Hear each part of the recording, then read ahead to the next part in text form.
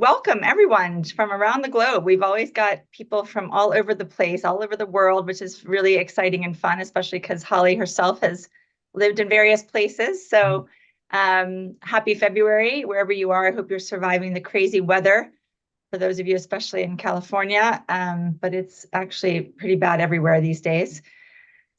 So today is our fifth Impact Leaders Lab event. And as some of you all know, this is a private community for you as a select group of sustainability professionals to really help you to accelerate your own professional development and solve problems and share stories and resources with your peers. So for those of you that don't know me, I am Shannon Howd, and my name is on my Zoom. And my mission really is to get the right people into the right roles and then thrive in those roles so that we can all collectively create a more sustainable world. And I've done that over the last 15 years, running my own coaching business, both doing executive and leadership coaching, but also career coaching for those of us in the sustainability, ESG, and impact space. And prior to that, I've been a recruiter since I got out of university. So I use my recruiter hat in a lot of the work I do on the career side. And I've also sat in practitioner roles at Barclays Global Investors, at World Wildlife Fund, and in management consultancies like Deloitte, where I helped big companies to address their sustainability challenges. So without further ado, I'd love to introduce Holley Chant, who is the Chief Sustainability Officer at the ecotourism company Salva. And for Salva, she leads the regenerative sustainability and resilience strategy for 8 ecotourism resorts in Latin America and the Caribbean. And for nearly 2 decades, she's driven sustainability in global projects like the Google Development Ventures partnership with Lend Lease, where she drove platinum lead targets on the residential portfolio and net zero carbon commitments. Having started her career as a Hollywood actress, Holley spent the last 12 years after that in the Middle East, where she drove sustainability initiatives and compliance, the Gulf Corporation Council, and consulting clients. Before moving back to the US in 2000, she led sustainability for the ground-up development of a new city that is the first in Saudi Arabia to offer sports and facilities and opportunities for women as well as men. But her impact extends beyond buildings. Holley's greatest professional passion is mentoring project teams across all organizational levels, where she can foster curiosity, empathy, and resilience to equip them for the long game in ESG as conscious leaders for the future. So I'm thrilled to be with you today to hear her wisdom and tips on how to become a conscious leader in person. So Holley, welcome. Thank you so much for making time for us. It's so good to see you again. Oh, it's so good to see you, Shannon. Really good. I was thinking earlier today about how many years that you and I have known each other. I mean, you've been my executive coach. I've done your online classes. And I think I was trying to visualize it in my head, like which house was I in? Which country was I in? And I think it's like we're getting close to 10 years. Yeah. It's been a while. So this vision of you talking me through your online course, and I was in Abu Dhabi in a certain house. So that's how I've like time-stamped it. I love it. I know you were Yeah. definitely, I think you were in your wearing your consultancy hat That's in right. the Middle East, working a lot with women leaders and emerging female leaders in the Middle East. And that was really one of your passion points, wasn't it? So Yeah, I was so lucky because the company that I worked for that was my first company, well, my second company in the Middle East she's still the CEO, Donna Sultan, who was kind of my first huge mentor about being a female leader. And I really loved that period of my life because it was just very exciting to see all the women who were really fearless about creating change and being strong. So yeah, I definitely fell in love with both being mentored and becoming a mentor at that period of my life. yeah, because you need examples to follow, don't you? You need people that are setting the standard, for you to then aspire to in your own life, right? Yeah, absolutely. And I think the thing that I learned in that period was sometimes, our mentors are not always defined and titled. Like Donna was definitely my mentor, but there was never a moment in time where we had this discussion like, oh, I'm your mentee, I'm the mentor. It was not like that at all. Donna was running a huge company. And yes, she had hired me and given me this amazing opportunity to build her sustainability division. But she was a very driven and focused woman. And I had to really learn how to be in that relationship with her that was not formally articulated. And I think that that's like something that's a very valuable lesson as someone who wants to have mentors, is to understand that it's not always formal. And in fact, it's not always gentle and kind. I mean, like Donna was a tough leader and she was not always easy on me, but the longevity of the relationship and the kind of the way we grew alongside each other was an amazing experience for me. And I'm grateful to her. And since we're talking about mentorship, I'd love just to translate that into leadership, because I think part of being a conscious leader is being a mentor of others. But I'm curious, um, what sustainability leaders you admire and why. I mean, were there any that you kind of thought of today when we, apart from Donna, that you think of that maybe other people will recognize as well? Oh, gosh, yeah, this is such a fun question. I'm going to start out with someone I'm obsessed with, even though I've never met her in person, which is Christiana Figueres, the Costa Rican diplomat who negotiated the Paris Accord. So, I mean, I became very interested in her because she transitioned from this period of time where COP was pretty dire. She became placed in her role after a very, very unfortunate COP, which was the Copenhagen COP. There was a lot of discord. And then she took over for, I think it was about 6 years that led up to the Paris Accord. And she really actually began this journey of her own conscious leadership. So I didn't know that at the time. I was just following like all the kind of cadence of the technical developments of all the different political issues. So it wasn't until much later, because I would listen to her on podcasts, I would read articles, that I discovered that she had her own incredible personal journey about conscious leadership that started while she was negotiating that agreement, where, every day she had to turn up for these intense negotiations, while at night she was dealing with the fact that her personal life, everything that she had known for, more than 2 decades, had completely imploded.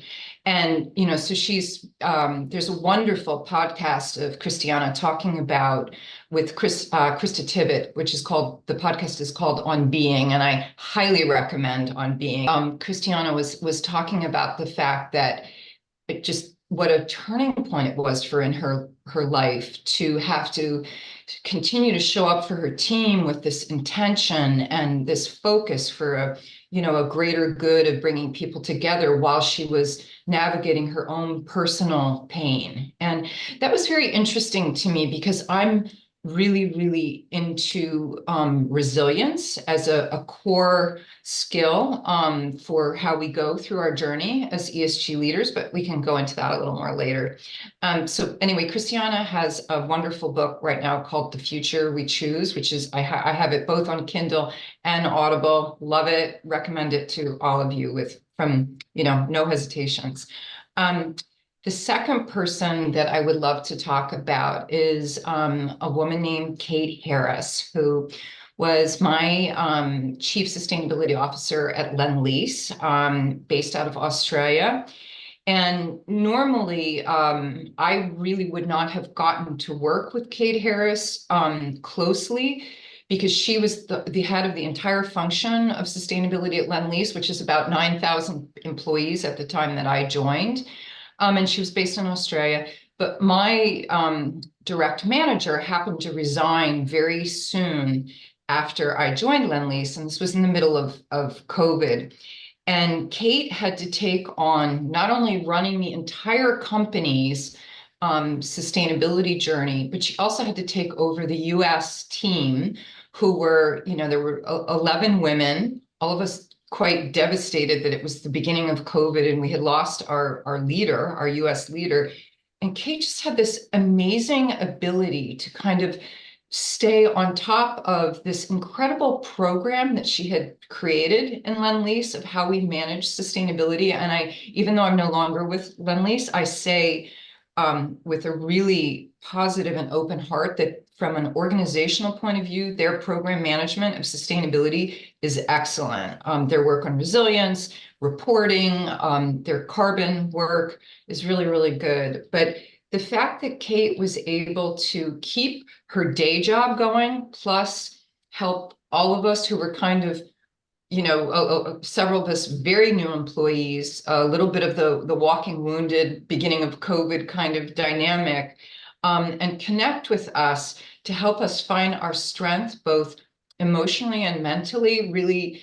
I think forever I will think of her very positively. She never referred to herself as a conscious leader, but she definitely. My third favorite leader is actually two women who work together. And these are very young women, and I actually initially got to know them when I was in Saudi Arabia, and I made their acquaintance because we were introduced to each other because there was a party who understood we both that both these two women and myself were interested in creating forums in Saudi Arabia where it was safe for people to talk about sustainability, to explore it technically, what it meant in the global kind of political sphere, how in a place where this was a relatively new topic, do you take the banner of sustainability and implement it in a very systematic way? How are you safe in doing that?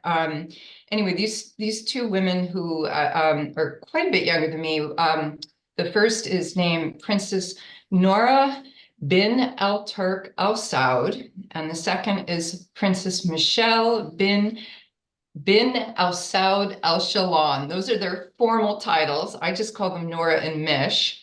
But they're really extraordinary women. I think if you don't live in the Middle East, if you've never been to Saudi Arabia, it is so easy to just buy into the media line that everything about Saudi is this tremendous petroleum state is negative, and that there is no enlightenment or conscious leadership there. And what I discovered in these two women was this incredibly focused, disciplined, anchored in best practice, science-based targets of how do they, as young leaders in their country, in the royal family, go from things that are conceptual, policy-based, like these kind of grand statements that many countries make to the world, and how do you actively drive that into implementation?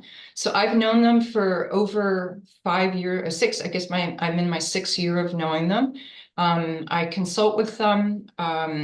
They are both they own a consultancy called Aon Strategy. They also have a nonprofit called Aon Collective. And their whole goal is to bring people together to the table to break down obstacles for consistent sustainability implementation at country scales. Now, in a place like Saudi, I cannot emphasize to you how important that is, that you cannot just think within your own organization.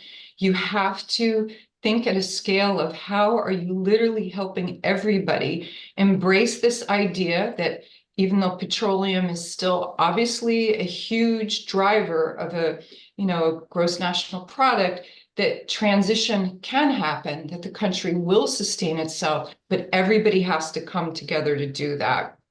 They were very active at COP28, and I was so delighted that I got to introduce them to my last favorite sustainability leader, who I'll mention today, who is another person from Lend-Lease, a lady named Sarah Neff, who is head of sustainability for Lend-Lease in the US.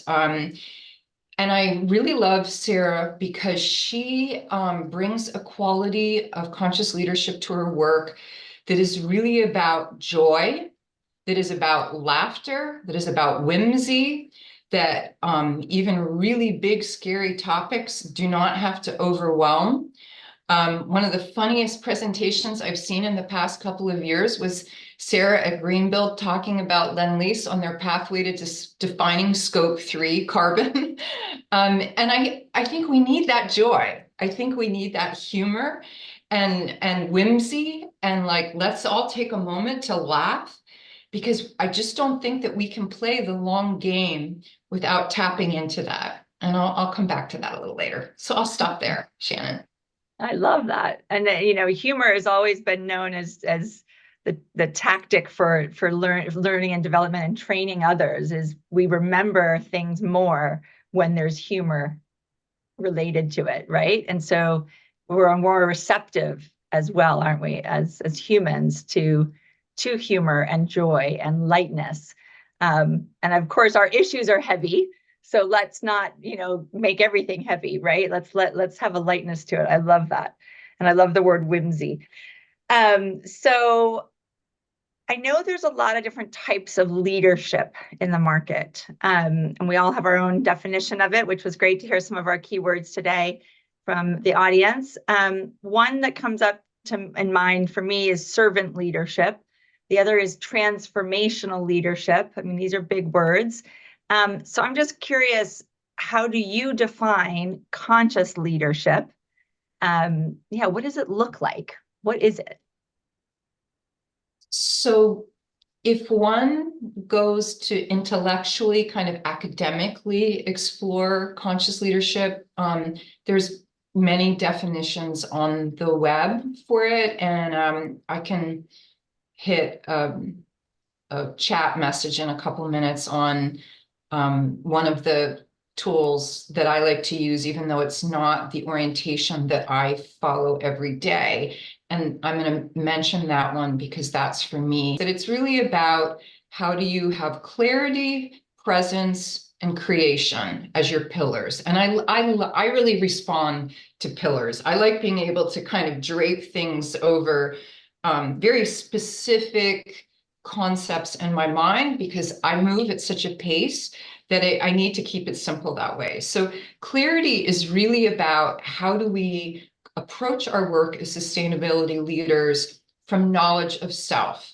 And that is, you know, knowledge of self is something that is truly iterative. I think, you know, where I was 20 years ago when I started this work is I'm in a very different place now. And I think that's why I loved Christiana Figueres's work so much, is because her journey is just enormous, from super technical to super spiritual. So that idea of clarity is that we iteratively look within, because through knowing that, we're that much better able to show up with all our leadership responsibilities for ESG, for sustainability, and show that best self to all the stakeholders we deal with. And I think that's so critical, particularly if you're dealing in situations where on a day-to-day basis, your stakeholders radically disagree with you.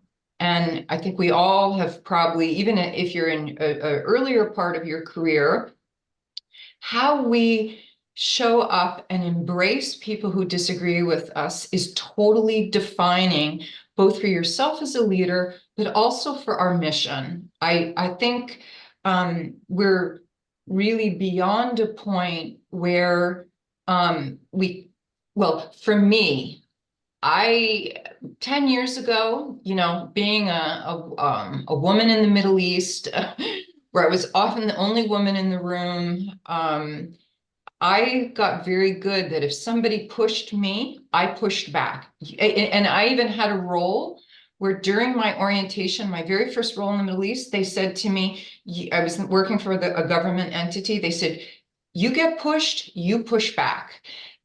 This doesn't work anymore. It's to push and push back is individualistic. We are at a point in time, you know, 2030 is so close, 2050 is two shakes of a lamb's tail, that kind of push back. I don't think we have time for these kind of games anymore. And I think to approach situations where people push, to be able to not just push back, we have to have great clarity. Similarly, which presence is all about emotional intelligence. And it's the kind of next layer of how do we deal in situations when we are pushed so that we don't push back? How do we have empathy for people that we're working with? And how does this continual work on our own emotional intelligence? We all have I think a certain baseline of emotional intelligence, but I feel like it's something that can iteratively be worked at. And in Marika's version of conscious leadership, clarity and presence with that anchoring into knowledge of self and emotional intelligence is really big. The last piece, creation, is about how do you then synthesize, kind of take a systems approach to combining your knowledge of self and your emotional intelligence and then really synthesize it into the more technical pieces of work that we all do as ESG leaders. And for me, that's really giving soul to stuff that for a lot of people can be really dry and soulless, like reporting, I know all of us love things about reporting. Like I actually really geek out on reporting. I think it's fascinating. I love the discipline, I love the cadence. But most people don't feel that way, like people who are not susty people don't get, it's just not what they think. So bringing in this kind of clarity and presence and synthesizing it with that we work is how we come into this realm of creation. So for me, those are my 3 pillars of conscious leadership that I wanted to share today. I love those. There's so much overlap I'm hearing with the definition of emotional intelligence. And so it's so refreshing. I love the way we kind of can reinvent concepts and get new pillars or a different way of looking at it. But it's ultimately at the core, it's very similar to leaders that have strong emotional intelligence, isn't it? So it's just, I think the word conscious is such a beautiful word for today that that it makes more sense for those of us that are in the sustainability journey. I loved what you said about the pushing and the pulling and the pushback and kind of negotiations. I think one of the biggest challenges I see with for sustainability practitioners in all of my work is gaining the buy-in and herding the cats within a multi-stakeholder, multi-functional, cross-functional, organization. How do we get everybody on board this? How do we get that buy-in? And then how do we negotiate when we're not agreeing? So I would love just to hear from you, what are some of the specific kind of skills or tactics that you would use as a conscious leader to be able to overcome whether that's a conflict or whether you're trying to convince someone of something, or whether it's you're not able to see eye to eye. What specifically would a conscious leader need to be able to do? Okay, that's a lovely question. And I'm going to start out with what we need to do before we even arrive in the meeting, whether that's personally or virtually. And I think of this as, how do we put our own oxygen mask on first? And, that's self-care, which is a term that almost becomes meaningless these days, but I'm going to dive into that a little bit because there's some specifics that I'm going to add to this that I think are not the things that you usually read. So yes, I believe that for the work we do, you've got to really get up early every morning and clean your slate. And so how do I clean my slate? It's definitely with fitness, with meditation. I'm very conscious about how I fuel my system. And I appreciate you. These are things we read, but I'm going to dig a little deeper. I recently, in the past year, I started taking on some other performance kind of habits, including doing ice plunges, which if you've never done an ice plunge, you got to do it, because if you're facing a situation at work or personally or in your community that you feel overwhelmed by, go in an ice bath for 3 minutes and you're going to suddenly have this canvas that is just like crystal clear that you can create on. It's amazing. It's an amazing kind of regime to take into your life. And I would say don't try to get there by doing cold showers, because cold showers are actually really uncomfortable, and just getting into really, really icy water. I do like 45 degrees for 3 to 6 minutes is amazing. But where I want to go a little deeper and more specific is I think it's really, really important that in these habits that we create to be our oxygen mask, to kind of structure how we show up, like actually make that part of your journey with other people. So I'll give you an example. If you go to a gym and if you've been, or a yoga studio or whatever your fitness is, if you go out to a place, if you've been going there for over a few months, if you don't know people's names, if you don't know what's going on in any of their lives, if they aren't your tribe, I highly recommend to you to go someplace new, because we go to these places to ready ourselves, to heal ourselves, to be in some form of recovery, whether it's from exhaustion from work, family, health issues. Sometimes for recovery, it's literally addiction recovery that people are dealing with, that they might be using sports. But look at the tribe that you're surrounding yourself with. And if there's no connection, if there's not somebody there that you can look in their face and know what they're feeling and reach out to them, then I think you need to move on. I think you need to go someplace where your tribe really is your tribe.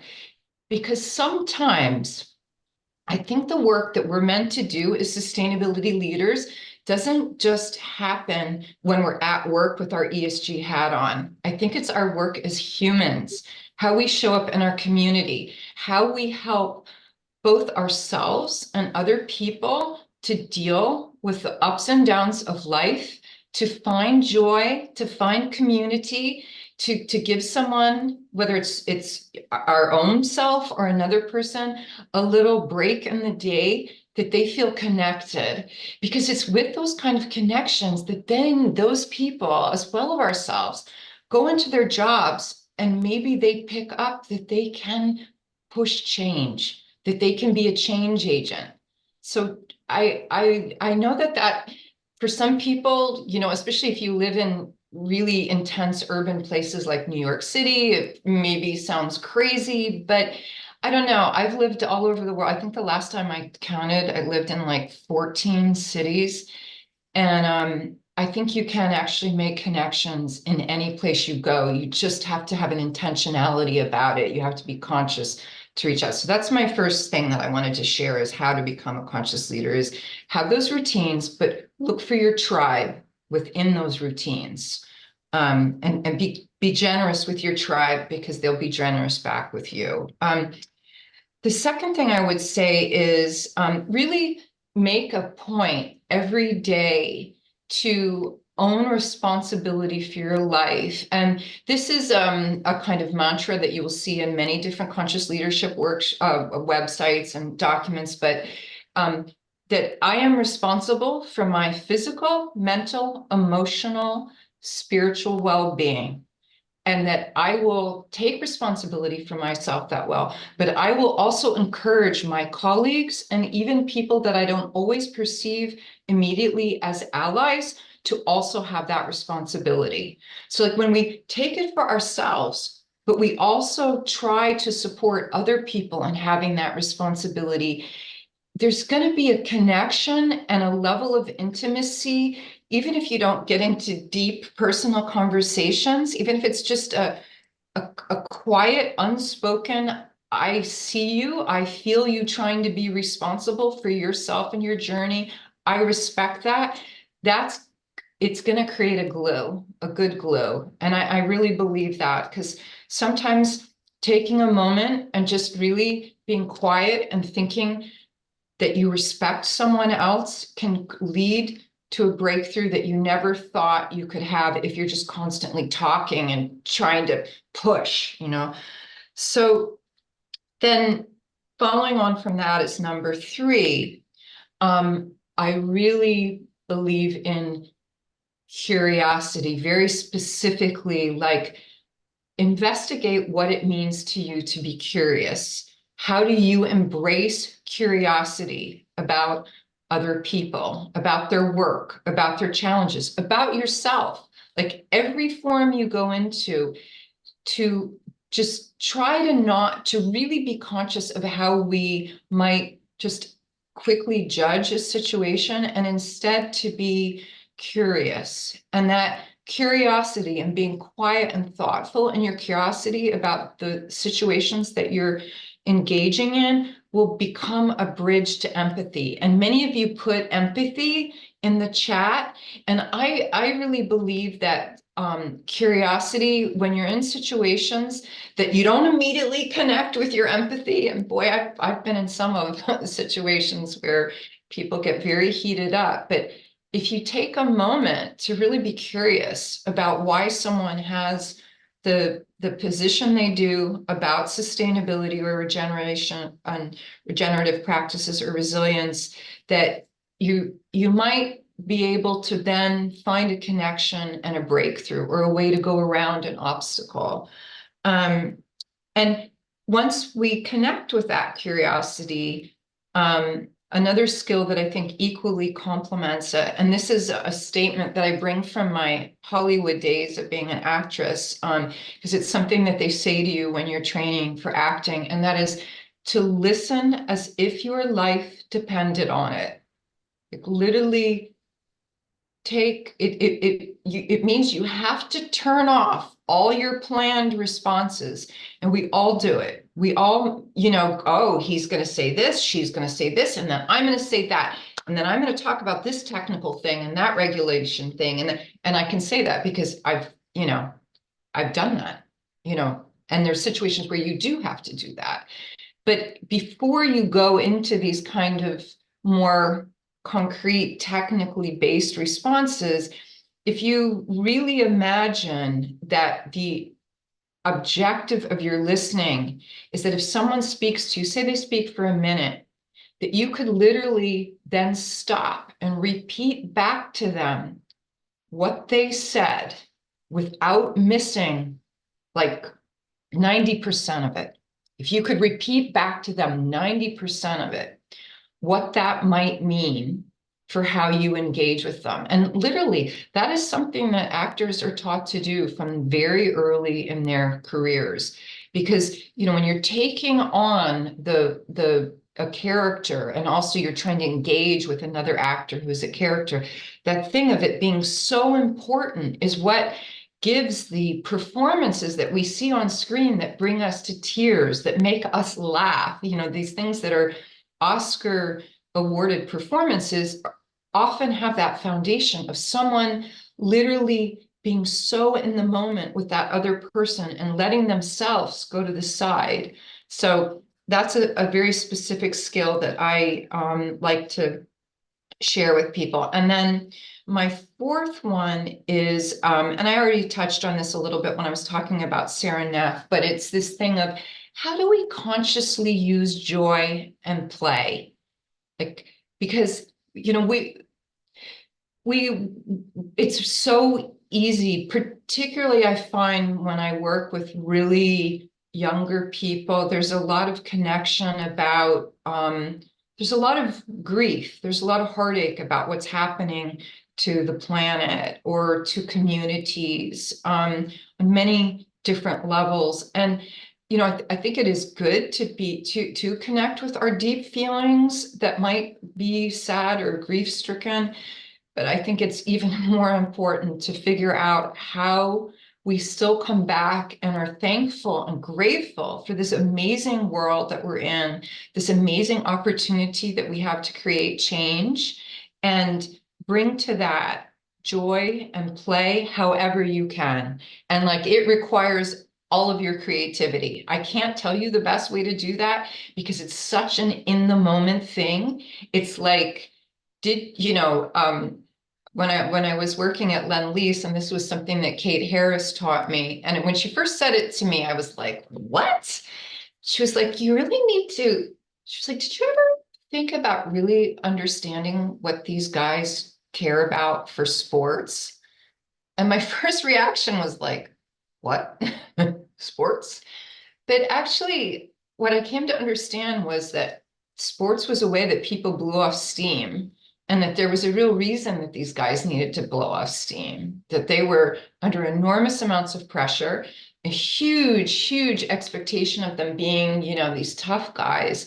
And that sports was actually a language that allowed them to take a breath and to be silly or, fool around. And God bless Kate for helping me understand that we all have different mechanisms that are joyous or playful to us, and to look out for that and to find our own to bring in.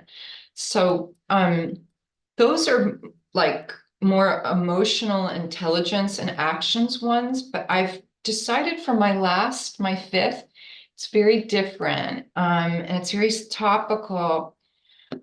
I really feel that conscious leaders today have to very systematically dive into the world of AI. And I make the comparison, in the late 90s, I became aware of climate change.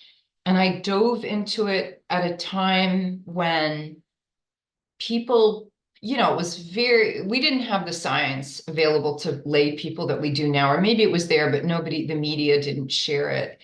And I feel like the challenge of really understanding what generative AI can do, both as opportunities, but also as risk, requires each of us to really, really make an effort to learn about it. And that's more than just learning about the big headlines. It's about really going in and understanding, the same way we do for sustainability, for ESG, what's safety and governance? Why do we need safety and governance for AI? How does that become a part of sustainability? Because like if you look at companies like OpenAI, Google DeepMind, Meta's work, like these are companies that are all, they got the pedal down to the floor, and governance and safety is not necessarily the first things that you hear them all talking about, but also implementing. Lots of concept, but where is the implementation?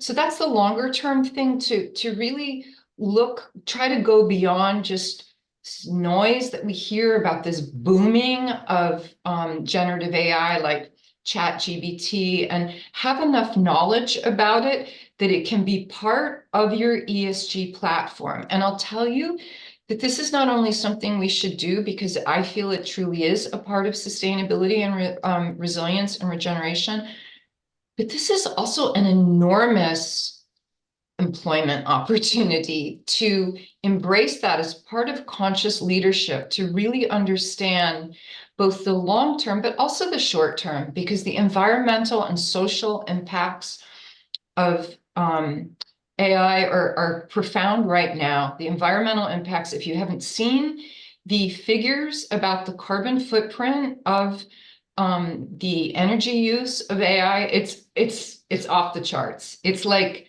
every time I read it, I'm like, oh my God, a new coal plant.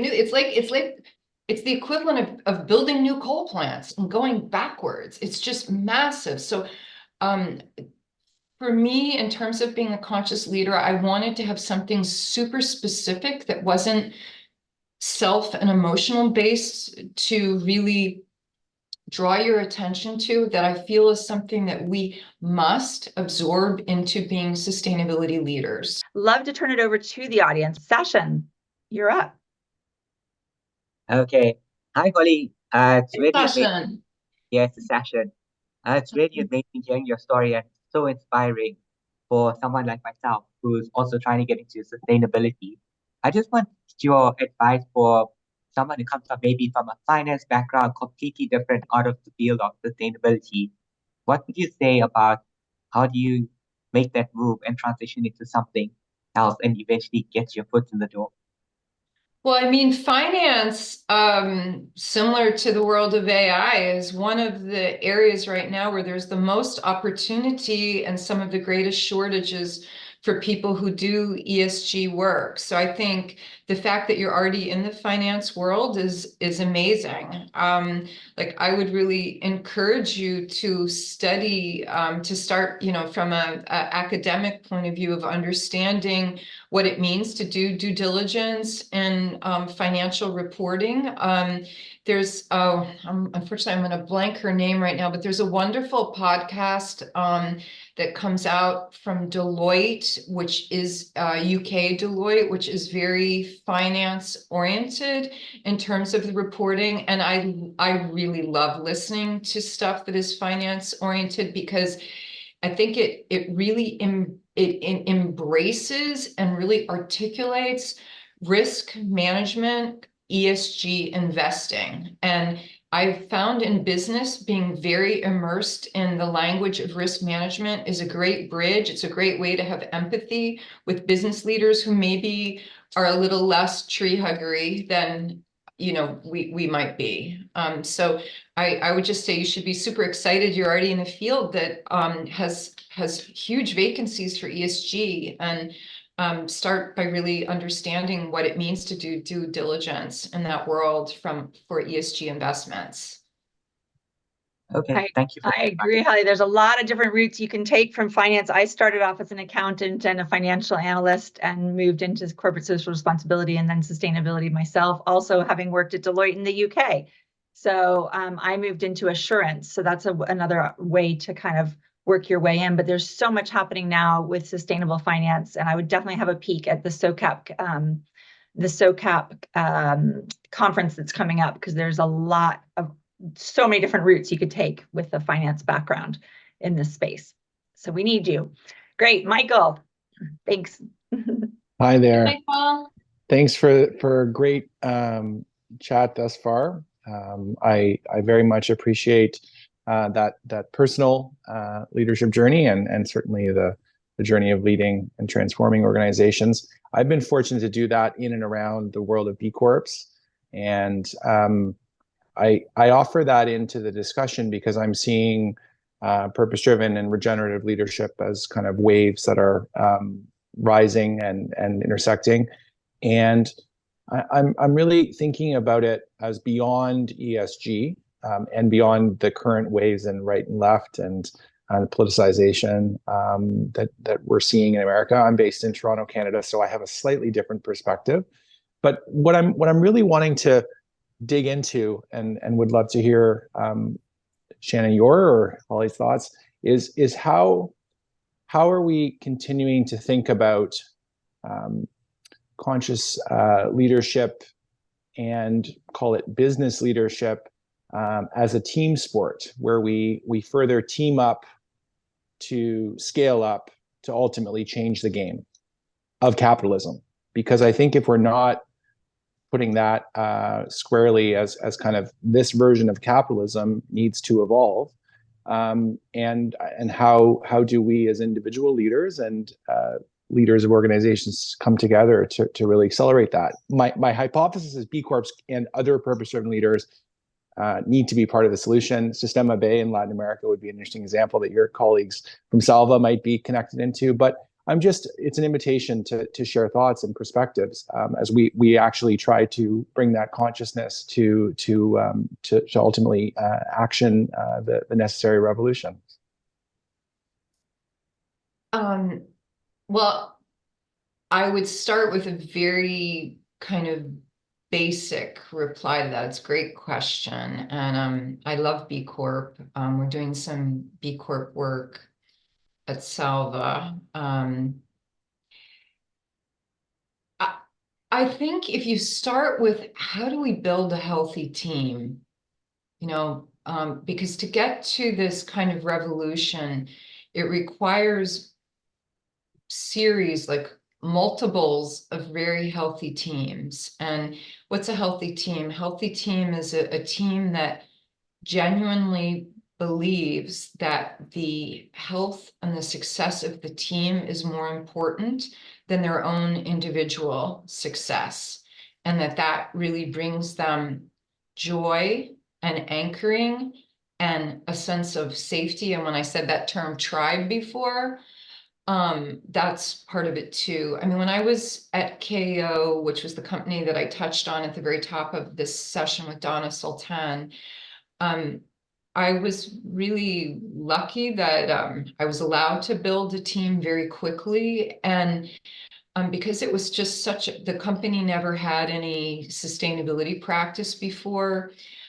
we really had to rely on each other, and we really had to learn our strengths and weaknesses, which meant that you had to be willing to be trusting enough of your colleagues to share what you felt were your challenges or your weaknesses, and ask for support from the team. And through that kind of openness of engagement, you kind of fill in the gaps in a way that you don't do if you're kind of just normally ego driven within a team where you're still individualistic.